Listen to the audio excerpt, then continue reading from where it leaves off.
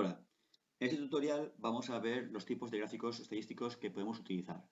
En otro vídeo de esta sesión trabajaremos con el Excel para generar esos gráficos. Ahora vamos a ver los diferentes tipos de gráficos que hay.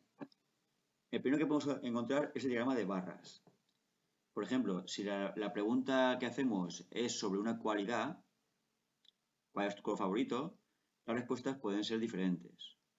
Y ante diferentes respuestas podemos hacer un gráfico de barras.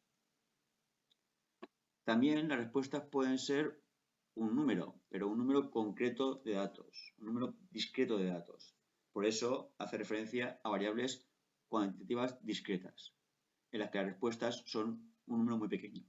Así, por ejemplo, tenemos la pregunta de cuántos hermanos tienes, también podemos hacer una gráfica con diagrama de barras. Si lo que queremos es comparar dos datos, por ejemplo, comparar por grupos de diferentes edades o de diferentes sexos, entonces trabajaremos con el diagrama de barras adosadas.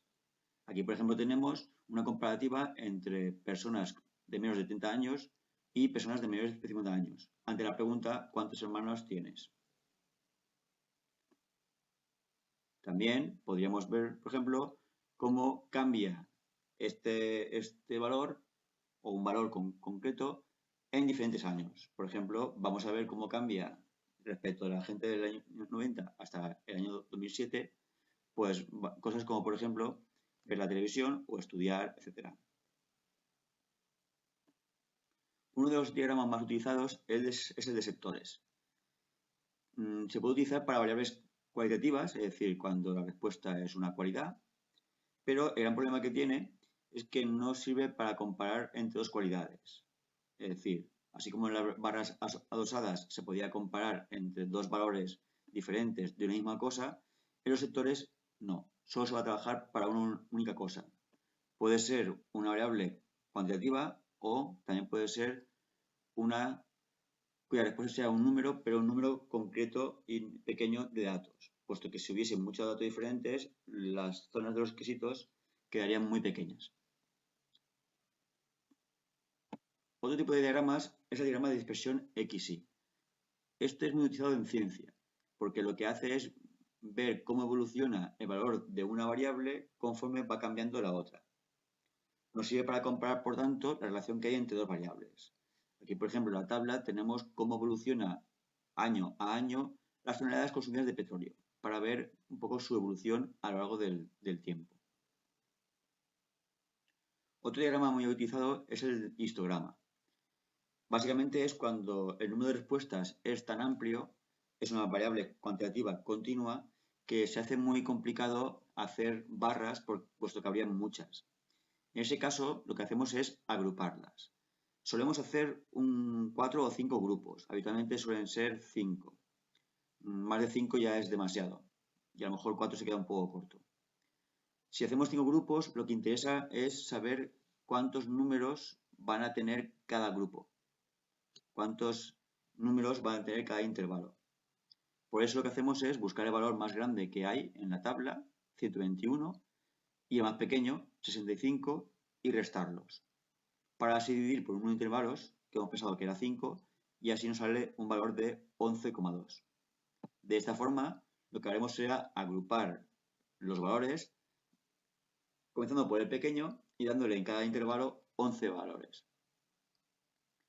Una vez que tenemos esta distribución, sería buscar dentro de la tabla qué números están dentro de esta zona. Y a partir de ahí generar un gráfico como muy parecido a un diagrama de barras, pero con valores agrupados. Un últimos gráficos son los polígonos de frecuencias, donde lo único que hacen es construir un diagrama de barras de forma que los vértices de esos diagramas de barras los unen con líneas. Es una variante. Otra cosa que tenemos que tener muy clara es que podemos tener la tabla y a partir de ahí obtener el gráfico, o podemos tener el gráfico y a partir de ahí construir la tabla. Así, por ejemplo, en este gráfico vemos cuál es tu color favorito, vemos que el marrón tiene 10, el azul tiene 15 y así podemos leer sucesivamente cuál es el valor de cada color. En un gráfico como este, ¿cuántos hermanos tienes? La gráfica se construiría simplemente mirando. Quedaría algo así. Si es un diagrama de barras adosadas, pues también ocurre lo mismo. Tendríamos que ir mirando los datos y a partir del gráfico construir la tabla. Quedaría algo más o menos así.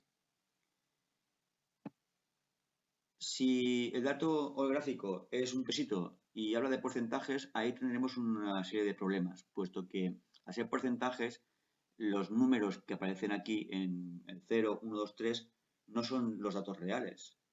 Tendríamos que ver cuántas personas hemos preguntado para hacer el porcentaje. Por ejemplo, si sabemos que hemos preguntado a 50 personas y el 20% ha respondido que 0, habría que hacer el 20% de 50. Después habría que hacer el 50% de 50 y así sucesivamente. Con lo cual, la tabla quedaría así.